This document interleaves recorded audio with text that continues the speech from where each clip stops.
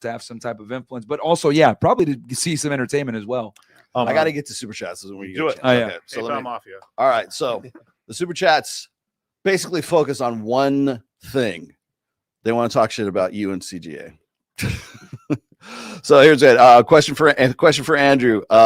Big reason why the red pill doesn't give prescriptions is because we would feel morally responsible. And then this is continued. Is the church willing to take responsibility for the men who fail 10% of the time? Things like help him get a new wife financially, etc. If the church had a MOA, like Mike's MOA, to help, most dudes would marry. Yeah, this question is so easily answered. Yes, of course. Men find solace in the church and the community of the church, and they help them through all sorts of moral crisis and financial crisis.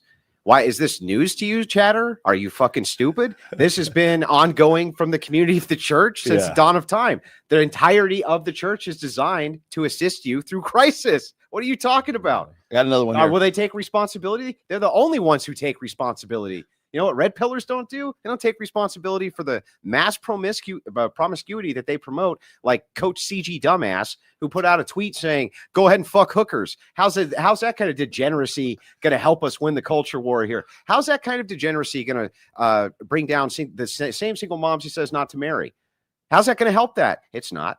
How's it going to help with male STDs? It's not. How's it going to help men not commit suicide? It's not going to do any of those things. The guy is fucking stupid. And you people who talk like, it's like you can't follow a debate. Oh, but they got you on this one. Are non-state recognized unions subject to the family court? Does palimony exist?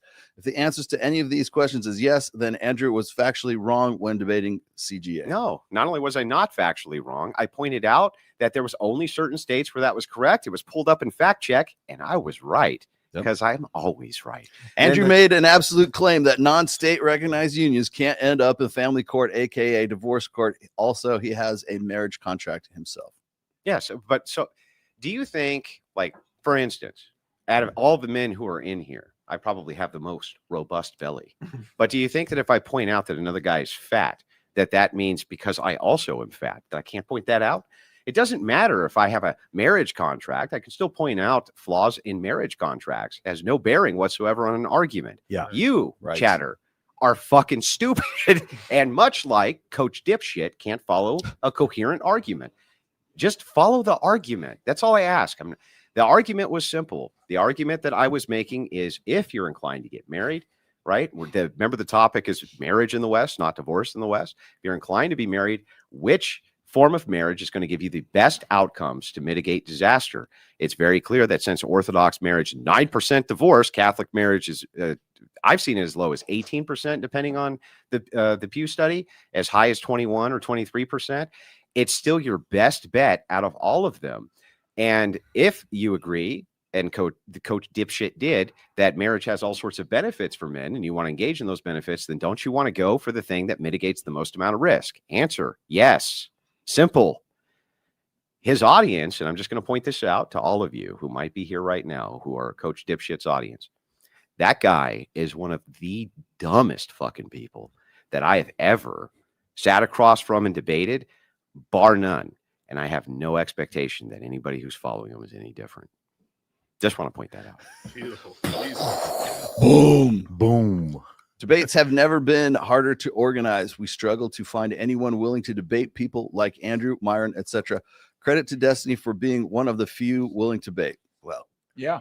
And I know this because Tim Pool has a really hard time casting them to come on and do his culture war. Like, or they want to get paid, they cancel last minute, they always back out. It's they're pussies, dude. And tell that guy, instead of sending in super chats and wasting my time with his dumbass straw man, to just call into my stream and I'll just debate him directly and make him look as stupid as I did Coach Dumbass. That's easy, right? And he's not sending in enough anyway. Crucible Crew. Crucible Crew. Shit post has to be $20. Crucible Crew, drown out all of Red Pill dipshit CGA's audience with actual cash. This was good because we talked about this one already. Thank you for interjecting. Let's see. While we have Myron and Andrew, what do you think about Sartain's statement? You don't need to sleep with 50 women, but you need 50 women to want to sleep with you. building attraction / pre-selection. We just talked about this. It's a fair assessment. Yeah. I mean, I've said it many times. Like that 50, like people are so stuck on the number. That's your vasectomy for me. It's like so crazy how like people like take it. And it's like, oh, well, I'm at 49. Okay, sorry, babe, can't get married. Like, no, it's like I say that. So I just want guys to be in a position where they understand female nature and have the red pill awareness to navigate dating in the marriage marketplace in an intelligent fashion. Now, some guys are high IQ. They could figure it out after one girl. Some guys, you look at like Nick, he's a virgin, understands females. Great. But let's be honest, most dudes are fucking stupid and retarded. And I like, as much as I say men are stupid, women are stupid. Like a lot of you motherfuckers are retarded too. Like a lot of guys, they need to get their hand burned on the stove. They think that their style of game works, simping on women. Because when it comes to dealing with women and attractive women, a lot of guys have fucking egos. Yeah. So they'll think, even though their methodology isn't optimal, they think it's the best methodology. Yeah. And what's up happening is they have to make mistake after mistake after mistake to realize, oh, this doesn't work. Then by then maybe it's 10 girls, 20 girls, 30 girls, and it takes them that number to figure it out. But if you're a higher IQ guy, you can figure it out after just a few. Now, my thing, and I like that where it says you need at least 50 women to want to sleep with you. Yes. Like ideally, look, if you could figure it out after 20, 30, whatever, or less, the less the better for you. But the reality is I just know most guys are stupid. Yeah. So I have to go off the lowest common denominator since most people are retarded. Well, and remember that I made the counter argument of value when me and Myron discussed this on his show. So my basic argument against this is just that I don't give prostitutes or promiscuous women, I consider that of no moral value. Mm-hmm. And what I don't want is a normalization that there is moral value there because it's useful for men to use them to wipe their dicks off to understand female nature. I don't want to ascertain any moral value that way to these types of women.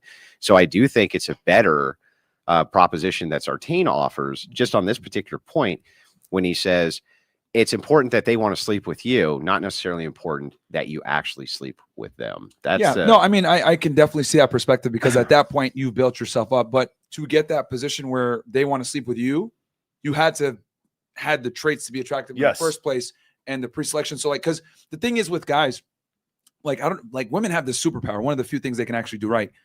They have a fantastic ability, this uncanny ability to like detect when a guy has women that want him. Yes. Like they can just feel it when they talk to you and your mannerisms, the way you behave, the way you convey yourself.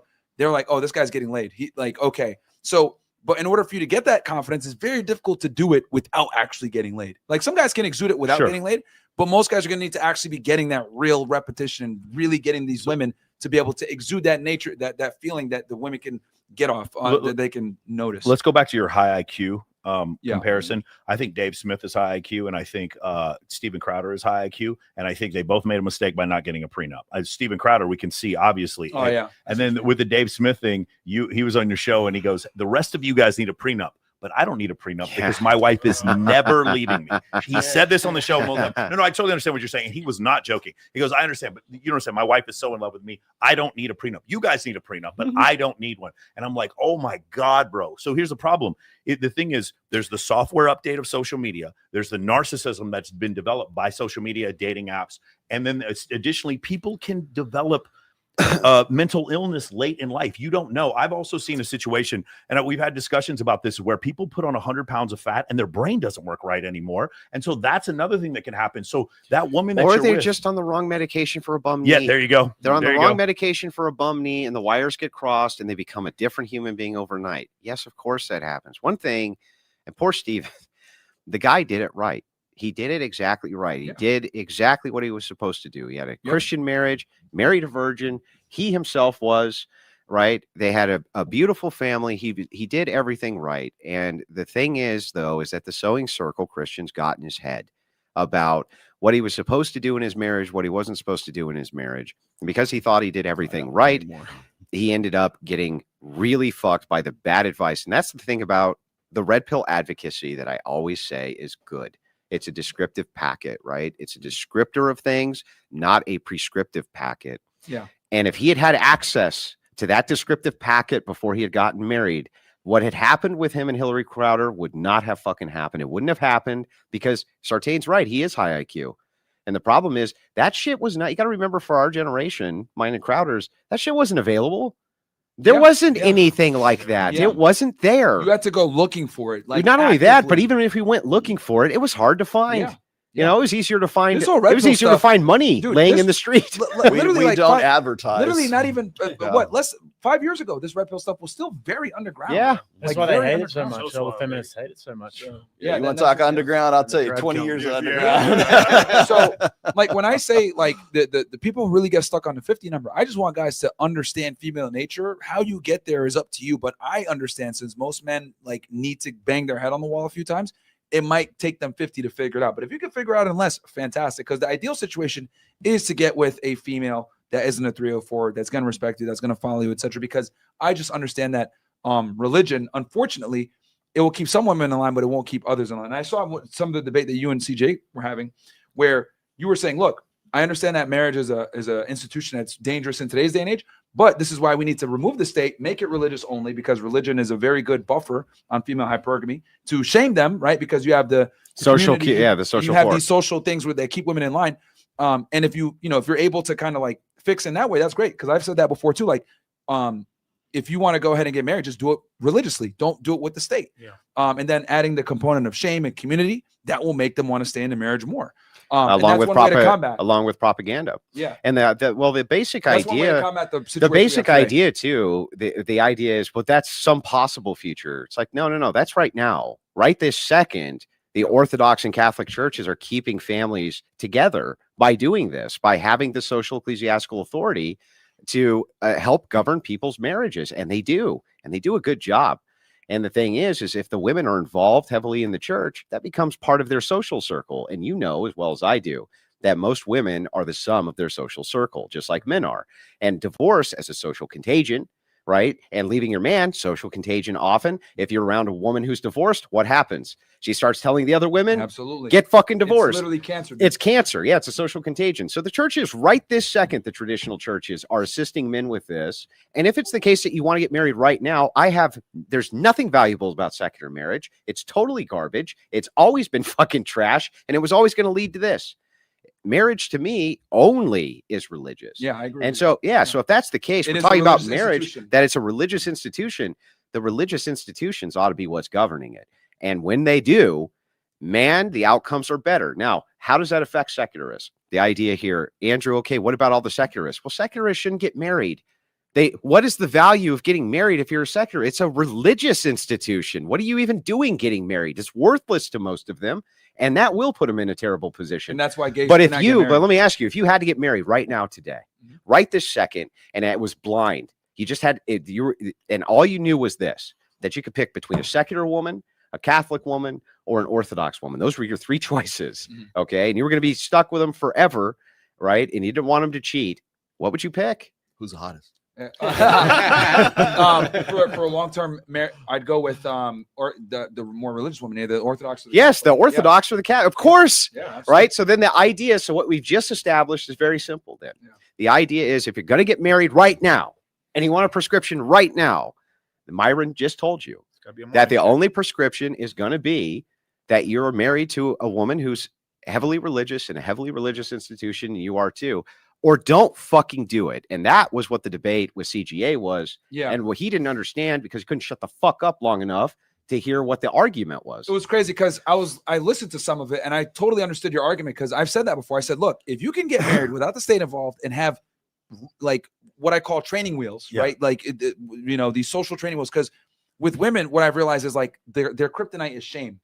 The religious institutions do that for you. Yes. You better not leave. What? The priest is going to go and govern your sex life? Yeah. Well, they don't go in your bedroom and do that. No. They don't need to. Yeah. Because what happens is the entire social order of the religious institution. What's my proof? It does not. Islam. What's my proof? Islam. Yeah. What's my proof? Right? If you're inside of a religious nation, those women fucking behave. Holy shit, they behave. Mm-hmm. When you're inside of this nation, right? If you're inside the traditional churches, they're not beaten down like what they do with Islam. They don't have to wear shufas around their head. They don't have to be second class. They don't have to do any of that. But their behavior is governed within a social circle and with priests who are assisting as spiritual fathers inside of their lives with a community that helps with serious marriage problems. Marriages have serious problems. Of course. And what secularists do is they go to psychologists who are 20-year-old bimbos fresh out of school. They don't know shit about nothing. Yeah, they don't know shit about nothing. Like, yeah.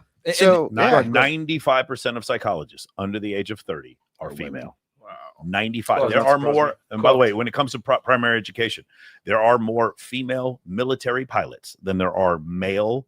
There are more female fighter pilots than there are male kindergarten completely teachers. overrepresented in every conceivable way because the path to entryway is really easy. When you're studying the idea of the mind, right? This is not a physical thing, which is why, I don't consider psychology science. I consider it not even pseudoscience or soft science. I just consider it garbage, just intellectual garbage. And ultimately, it has a really bad track record.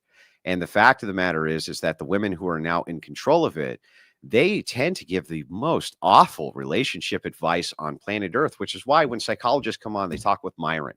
Myron fucking obliterates them. I mean, just because they prioritize like psychology now.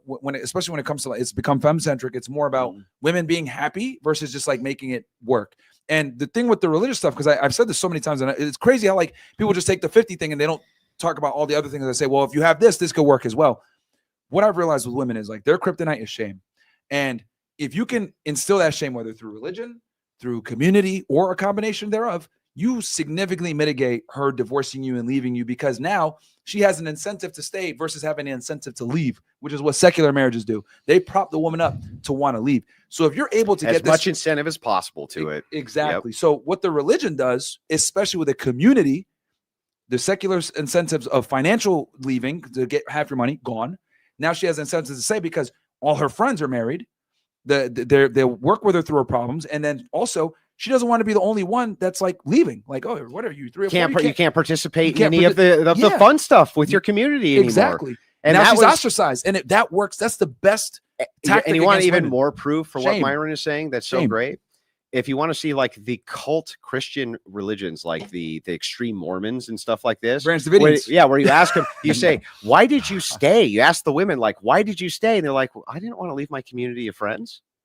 I didn't want to leave my community of friends, and I didn't want to leave my community of and that's they are the sum of the women around them. You use the communitarian, like their need for a communitarian like society. Yes. You use it against them. Use it against them. And if it's the case that women, and this is the case, by the way, if it's the case that you have a woman who's hanging out with a bunch of whores, what does she become, Myron? Oh, yeah, it's cooked. She's gonna. What does she be? She becomes. And if you have a wife and she's hanging out with a bunch of divorced women, what should that man do, Myron? You should get the fuck out of there, man. Because it is like it's always the case. It's because it's like it's so wild to me how like if you, and it sounds fucked up to even say this, but the reality is like you have to like almost set things up with buffers to protect your relationship in advance. Religion's a way to do it.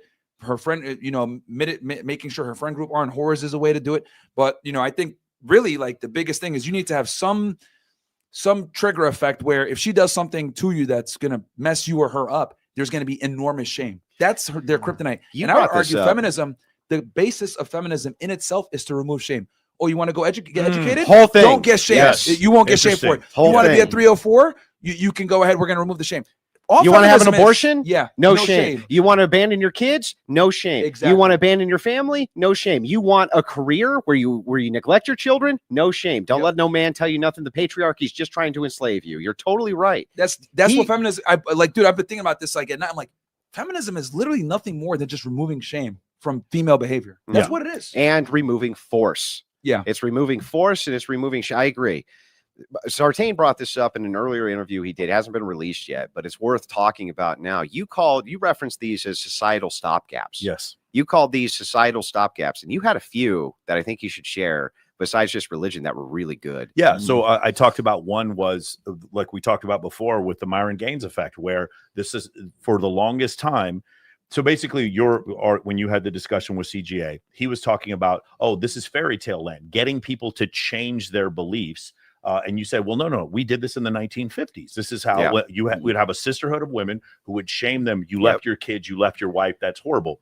And CGA was like, oh, no, that would never work now. This is fairy tale land. And I'm like, I just watched this president who has been called a racist and a Nazi for the longest time. Get elected. Get elected, but get elected with so many more minority voters who would have never voted for him previously are doing so. And then we can also look at other things like. But I brought this up as an argument. Like, we can see that the social paradigm is changing, and right now there are things that you can do to mitigate serious amounts of risk.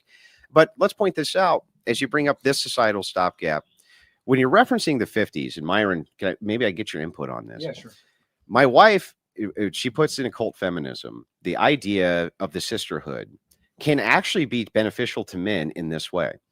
It used to be that it was the case that if you were acting like a whore, the women went nuts on you, and they went ballistic because they thought if the men come over and start fucking you, they're not going to marry us. Yeah. So they would go ballistic and they would scarlet letter their ass, right? And they would shame them and they would run them out as the village whore, right? Yep. And Rachel gives tons of examples of this from the historic standard.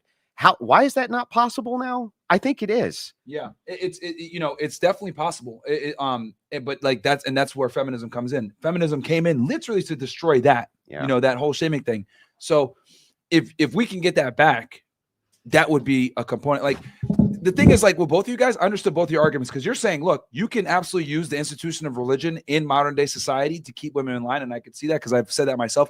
Marry a woman in the mosque, remove her if you're Muslim, or marry in the church if you're Christian, remove her incentive to divorce you and destroy you financially. Like if you remove all these things, you mitigate risk significantly. And then you add in the component of a community and shame. She ain't going nowhere most Plus of the time. a prenup? And a prenup, yeah. Now it's like you're an idiot if you leave. But I see his perspective where he's like, well, a lot of women aren't religious. Fair. That's cool. I get that. But this is why it's so important. But then that's not marriage anyway. Yeah, exactly. So who cares? It's not marriage anyway. My view, marriage can only exist from so when you say marriage in the West, when you say secular marriage, it doesn't register. That's not marriage. It doesn't. To me, it's an incoherent babble. Yeah. Right. Secular marriages don't work, and I agree with you 100%. Yeah. They not only do they not work, right, but we can see now the writing on the wall of what happens when secularists get married, and we now see the progression of now it's going to be 3 men getting married and adopting a child, or 4 women who get married to one guy, and then we end up with a polygynous relationship with children, and it creates all sorts of havoc. Right. Secular marriage is a fucking disaster. Yeah. So yeah, my advice if you're a secularist, I wouldn't get married. It's a terrible idea. I do want to point this out because this is a pretty important. And it's crazy because you guys would have probably agreed on that. We did agree right from the beginning. But my definition of marriage does not include secularism. Yeah. So I want to point this out because you said marriage isn't for everyone. So you bring up the idea of secularists, and you also bring up the idea that I've heard you in other debates talk about not everyone, the majority of men did not get to reproduce. Correct. So whereas maybe someone like Matt Walsh is like, no, all of you need to get married. I don't know what you guys are doing. You need to repopulate the earth. The major distinction, I think a lot of people understand, is that you're not saying for every guy to get married, but you do espouse the positivity. You said a virtuous woman that you can raise children. If you're debating the proposition about marriage in the West, we have to define what is marriage. From my view, marriage is only a religious sacramental institute. And that's an important detail. What you guys are talking about is some kind of bizarre state contract, which would be fucking stupid for anybody to sign. That's the stupidest shit in the world, right? Me and my wife, crowning ceremony with our priest, right? In God's sacramental entire community, a whole community available online, offline, to help us with marital issues, society, problems that may come up, just huge resources there available to us. Not some bimbo feminist. Not some bimbo feminist psychologist, right? So for me, I don't even register that secular marriage is a thing, right? Now, can it be beneficial from the church's perspective? Would we say that I wouldn't recognize your marriage if you were secular? No, I'd recognize it because I think you're on the process to moving towards religion. And so I would recognize it and say that's good that you're moving towards the church. But in general, in societal terms, it's generally bad for secularists to get married for all parties involved because of children. We got children involved. And it's just terrible for them, for the divorce, for everything else. So that's one. Then the flip side to this is like, if it's the case that you want to engage in all the benefits of marriage, you want the benefit part for men, which he agrees. Marriage used to be a once great institution. He opens with this. Agreed. But what made it great? Well, what made it great was that reinforcement was there from the religious base and the social shaming aspect. And so if that's the case, and if that's the case that you want in your corner the benefits of marriage without the risk, religious marriage is the only way. And you know what? I'm really glad that we're having this conversation because on this side of the internet, we tend to talk a lot about how marriage is bad, don't do it, etc., why it's awful, but we never really discuss in detail how to go about it in the best way to mitigate risk. There's always going to be risk, right? Always. But I think you brought up a really good point there, and I wish more people like heard that, like where you're saying, I don't even recognize secular marriage. You got to do it from a religious standpoint for it to work. Like, so people are already messing up by being secular about it in the first place. And I agree that when you make a religious institution, remove the state, make it strictly with the religion, add in all these shaming components and these like almost like these fail safes, it makes it very the stopgaps, indestructible, or stopgaps. It makes it very, very powerful. And this is a way to navigate the marriage conundrum in a safe manner. And where are young men going? Where are they going? They're flocking to the church. Yeah, a lot of them to are the buying, traditional Bible churches sales are up significantly. And why are they flocking to the traditional churches? It's not just because they want to get themselves their base trad wife. It's because it's the one place left where there's still a social institution that actually recognizes masculinity, won't punish you for it, one. And then two, it actually gives men resources. And one of the biggest failings that we have for men of all ages, it doesn't matter if you're 90 now, and it doesn't matter if you have just turned 18. The amount of resources that are available for you as a man is garbage. And the amount of resources that's available for all women is massive. And they give you massive resources to destroy your marriage. There's an entire and Rollo's written about this extensively, an entire like divorce Inc. Like there's a divorce divorce industrial complex. It goes, I mean, like Jim Sexton has talked about this before too. It goes from prior to you getting married to you having the wedding, to you being in a marriage, to dealing with all your problems in marriage, to the separation, to the divorce, to the child care, to alimony, to post-divorce stuff and everything that comes out, and then getting back into it again, get back into the trend. I honestly think that sometimes like the secularists, the chicks just get married because they want to have a wedding. Oh, 100%. They just want to have a wedding and a ring and the photos on Instagram. They want like if Instagram didn't exist and if the actual wedding day didn't exist, I don't think that any of these chicks would be getting married. Bro. Attention. Yeah. They want to get married, but they don't want to be wives. Like I've said that so many times. 100%, like they want the ceremony, they want to walk down, be the attention. It's like their like ultimate orgasm because like they're the center of attention.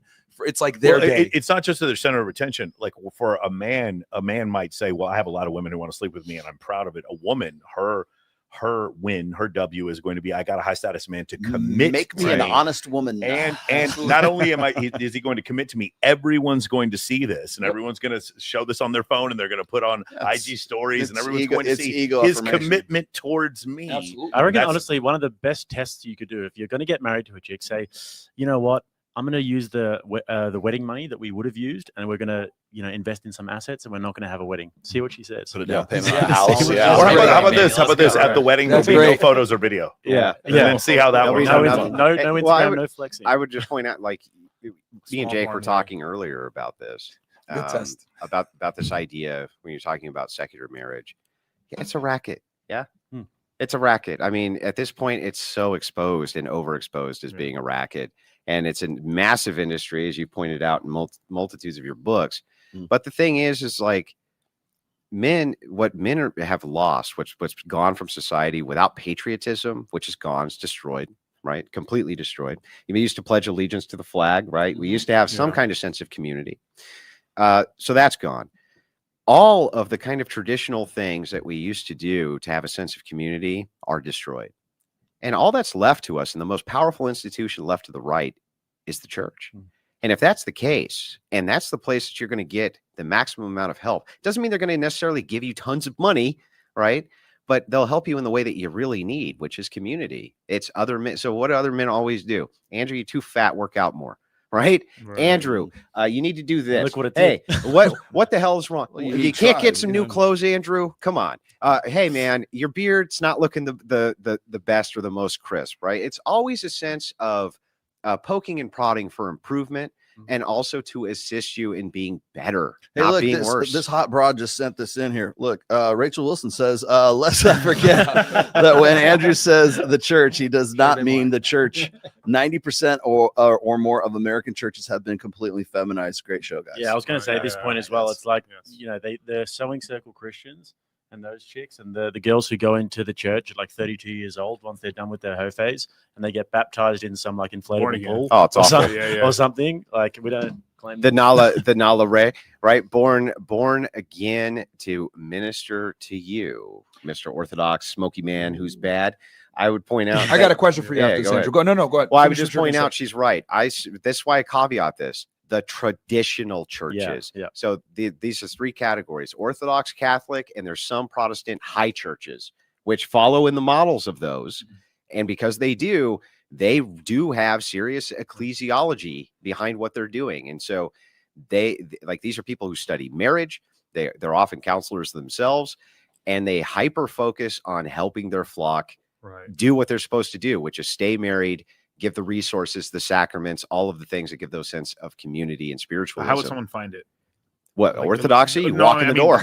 Well, no, but it was like, because most churches are bullshit, right? Like they're just feminized. How does someone that doesn't know anything find Make a sure real that church? your church tradition is over 300 years old at least. Okay. And most of them ain't. Right. Okay. Most of them are not. But if they're 2,000 years old, they're probably a lot more trustworthy. If they're 1,000 years old, probably a lot more trustworthy. If they sprung up in the strip mall and it's a 10-year-old tradition, probably not the church you're looking for. If it's been around since the 80s, probably not the church you're looking for. Yeah, it's a big problem. If it's got an LGBTQ flag, not the church. If it's got a woman pastor, not the church. Okay. Like Also, the list goes on and on. Andrew, I think it's also important you like, because you're an Orthodox Christian, Yeah. right? So there's I guess and please correct me if I lack a better term here, but a higher barrier to entry. Yes, much higher barrier. So the thing is we're catechized for at least 2 years.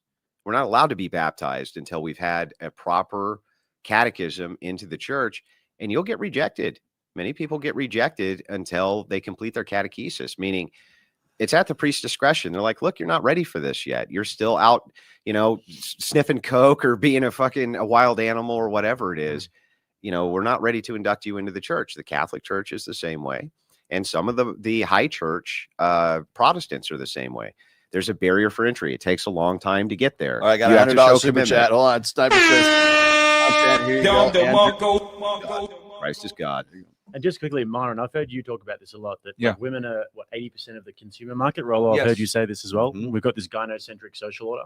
So if you think about it in terms of the churches, who are they going to try and appeal to? If you start up a church, you've got a denomination, you want to bring people into the door, you want to get donations. Good point. Whereas the Catholic and I go to an Orthodox church in Australia, they own the whole block. Like they don't ask me for anything when I get in there. Gotcha. They don't really, need me that much. Yeah. And the truth is, and it lets them be more honest and really, because there's no financial incentive. Yeah. Yeah. And the thing is like, I always say to young men who are going into the church, be a servant for the church. Put your efforts towards being a good member of that church community. And just like everything else, you get out of what you put in. And if you're being a good servant to the church, isn't it amazing? The church seems to take good care of you. This guy, Jill Figs, wants to know, Myron, would you offer to moderate Andrew Wilson versus CGA round 2 on an actual debate with questions answered? Yeah. I'd be happy to do that, because I think both of you guys, I don't think either of you were wrong. I think he totally misinterpreted your position, because I see that he didn't let you really explain what you were trying to say, because that makes 100% sense. You don't even recognize secular marriages. Right. That's huge. That's a big detail. Well, the thing is that I would love to do it so that it was timed. Yeah, sure. Just so that I could get the points out and demonstrate to the world just how fucking stupid this guy is. Okay, how about this one? CGA started debating himself at one point in the debate, but also, when are we going to get an evolution debate between Mike and Andrew? I'm actually down to do it whenever Mike is. Okay. I'm down to do an evolution debate whenever. Want to do it? That was one of 4 super chats asking the same thing. I'm happy to do it. I don't usually do evolution debate. I will. Jim Bob is way more skilled than I am. Okay. So I would recommend actually that matchup made by Jim Bob versus Michael Sartain. I'm sure Myron would happily host that one as well. Yeah, I could do that. No problem. And if they won't, you guys could do it on the Crucible, right? But I think that he would be a better, because it's more his jam. You know what I mean? I said it first. We can all multi-stream it. I can you can put it on your channel. Me and Andrew can even moderate it and put it just so it gets more views. Sure. We could put it both go live, moderate it, or be witness, and then you guys just go back and forth and debate and put on a big platform. I call it shutdown. A great roundtable discussion with common sense. Please do more of them. Oh, really? You mean without all the girls that you guys were complaining that we didn't have in the beginning of the show? Imagine that. We did a high quality stream with no chicks on the show. I think one of the most that's the most high quality we discussed on this thing is because we talk, like I said before, we talk so much about how bad marriage is or whatever, but there's guys out there that actually do want to get married. Yes. And find a way to build a family. And I've said it before, if you want to have kids, the best way to do it is through a marriage. And, how can guys navigate that? And I think doing it with the religious route is really the only way. See, that's the thing is like whenever I'm dealing with guys like Matt Walsh or Michael Knowles or any of these guys, especially like the guys who think like I am in some way like anti-marriage. I'm not anti. You're married. Clearly, I'm not anti-marriage. I've been married You're for married. 29 freaking years. I've been married longer than most of these guys have been married. Yeah. I wrote the Rational Mail. What else do you want me to? You know, you've what been else married longer than a lot of qualify the people on the internet have been alive. Right? And so they don't know what to do with me because like here I am, a happily married guy who's been married for quite some time, still very much in love with my wife. Had one kid. Sorry, I should have had 10. I guess I'm a failure as a husband and a man. But the thing do you wish you had more? Not really. I like the one we had one child by design. Like if you could though, if you had a magic wand, you could go back and you're like only I don't think 3-4 years in, would you have had another one? No, because and then also my brother has a son and a daughter too, so I kind of consider them my kids as well. Gotcha. So, but a lot of sense of family there. But we did it by design. But the thing is like this is why I will never get past the gate. Like I'll get up to the gate, but they won't let me pass the gate because they don't know what to do with me once I'm past the gate, especially when it comes to the topic of marriage, because everyone thinks that I'm anti-marriage because I bring up the facts, I bring up the stats, I bring up the data and everything else. I'm not saying I'm against it. I'm just against the way we do it now. And now we can even add in we're against secular marriages, which is what most people redefine it there. Now we can even because that way, now that specificity changes the game because a lot of guys get married in a secular fashion. How many times they get married in church? That's the first time they've been for 3 years in a church. Yeah. Like it's for their wedding.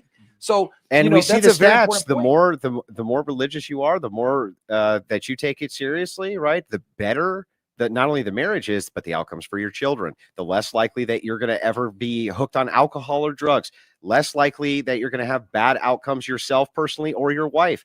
Less likely that you're going to get divorced. Like every outcome for you increases drastically with religiosity. Yeah, and it'd be interesting to see like if you like they'd probably never be able to replicate this study ethical reasons. But like if you looked at the people that like got married with the church and with the state involved, a lot of those people probably were fairly secular. Probably first time they've been in a church for years, right? They don't go regularly. They just went because we were born Christian and we're just going to go ahead and do this thing. So they did it from a ceremonial perspective. Yeah. So, that probably would account for a lot. But I was going to ask you this, Andrew.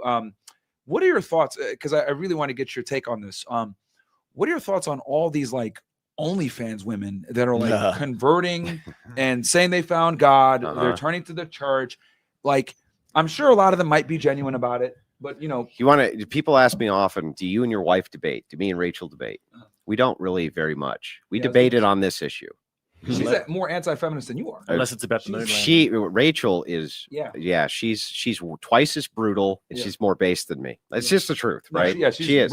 She's awesome. Hardcore against feminism. And the thing is we debated back and forth on this issue. Like, what is it? And we both kind of settled on, it's about control. More than anything, it's about control. Let me explain what I mean by this. Yeah, please. When it's the case that you're a 21-year-old girl in this society and you go on Instagram and you post a little nudie of yourself or a bra pic or something like that, instant validation, man. 20,000 likes. Girl, you're so beautiful. You're so gorgeous. You're the best. You're the this, you're the that. But just like with podcasting or other events of fame, it's scalable. So if you're a man who's making $20 million a year and you go down to $1 million a year, you think you're a failure. You think you're a failure. You're failing, right? Even though you're wildly successful, right? But you think you're failing. And the same thing, your live chat starts to decrease, things like this. Even though you had 50,000 and now it's 15,000, which is still massive, you feel like you're a failure.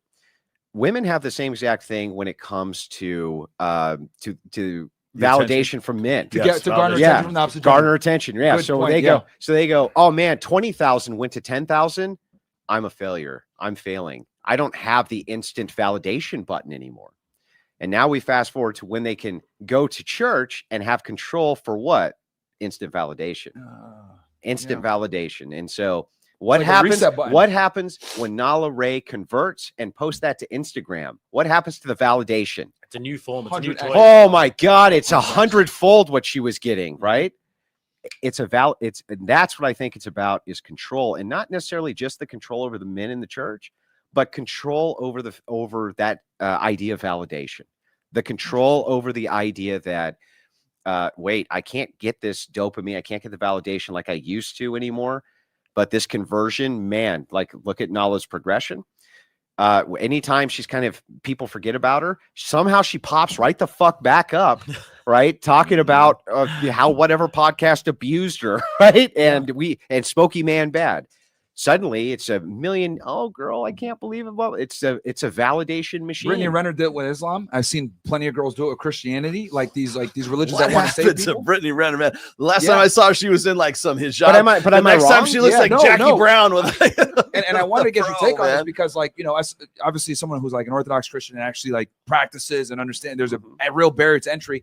Like, I was like, well, I want to get Andrew's take on this because I've seen a lot of girls either do it with Christianity, like I'm converted, I found Jesus, or even some girls like if I it found was Islam. the case really that they were converting because they had made a mess of their life and they were sorry about it, you'd never hear from them again. There you go. That's a good point. Yeah, you would never You would hear from them again. What they would do, or you would hear one last thing. You would just hear, "I'm really sorry," and in humility and repentance, right?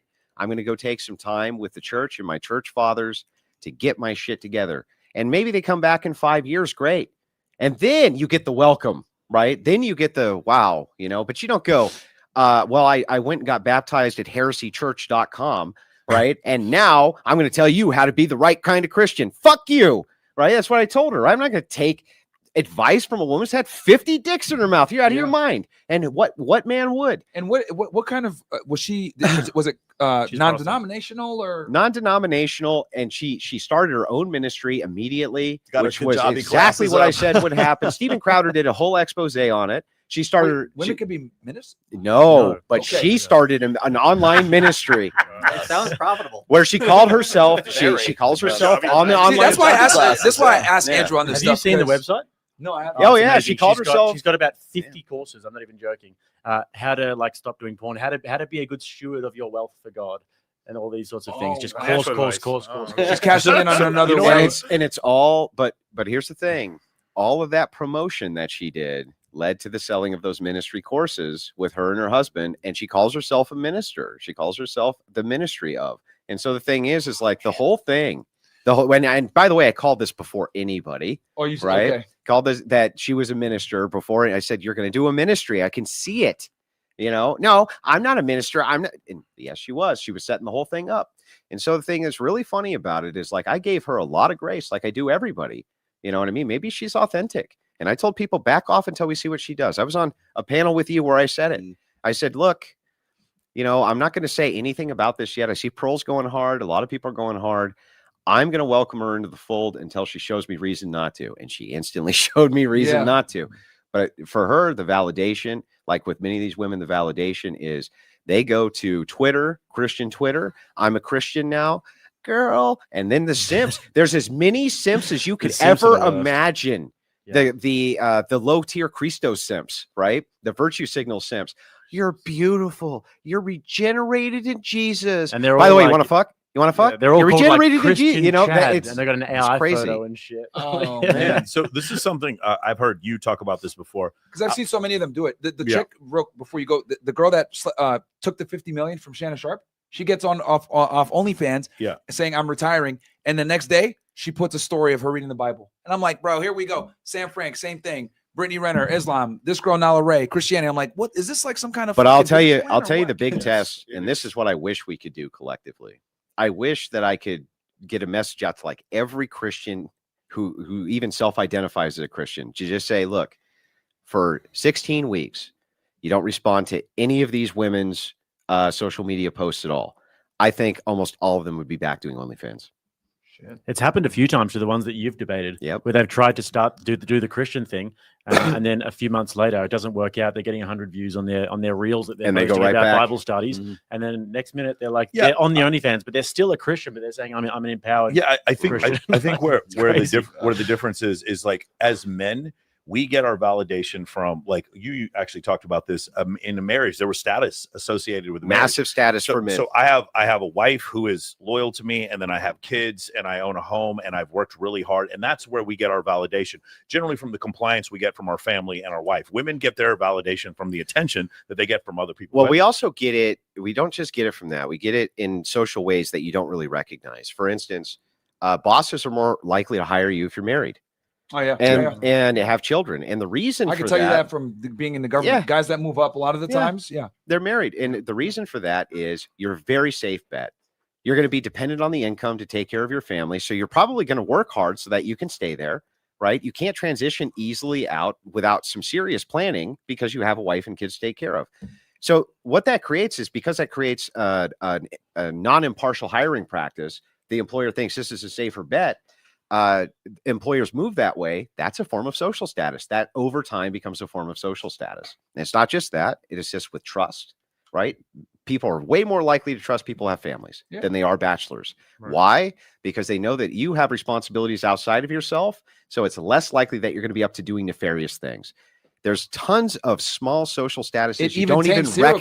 Killers, dude. It tames serial killers. Yeah. BTK had a family and stopped killing. He stopped killing, Like the Ice Pick Killer? No, BTK. Dennis Rader. In Wichita, Kansas. Yeah, that was the bind. He went crazy in the 70s. And then once his daughter went to college and left the house, that's actually how they caught him. And then he started up. And he started trying to kill again. And that's how they caught him, because I think she went did an STD test or something. And he was also old and out of practice, right? Yeah. But the big thing is, yes, the social status aspect, there's 1,000 tiny ways that it adds to the social status of men that they don't even think about. And you can take one of those married men who's lower middle class and match him up against a bachelor millionaire. And in social status, from how other men view them, it's often very similar. Yeah. Depending on what they do. Yeah. But I mean, you're not getting looked down as an electrician, like it's and a my other men definitely not. Maybe by dumb bimbos that don't understand. Yeah. But you're married. What do you care about the dumb bimbo? Exactly. That's the point. So I do think that there is social status which is associated with it, just in a different way. Sure. So